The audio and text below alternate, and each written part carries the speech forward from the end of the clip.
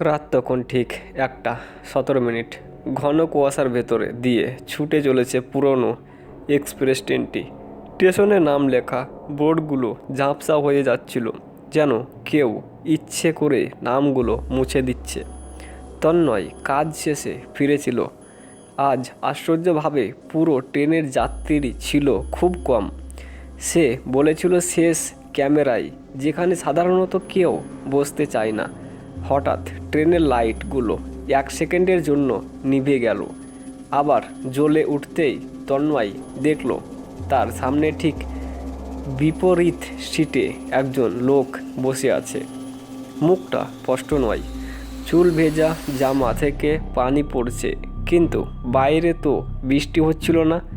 তন্ময় জিজ্ঞেস করলো, ভাই আপনি কখন উঠলেন?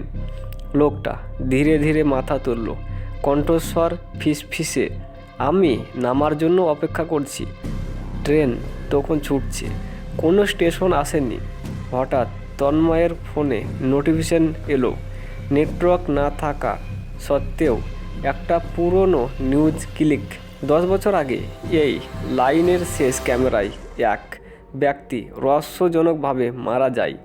তার লাশ আজও পাওয়া যায়নি।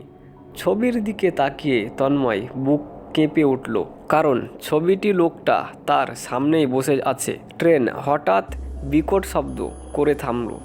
চারদিকে অন্ধকার। লোকটা উঠে দাঁড়িয়ে বলল, আমার স্টেশন এসে গেছে।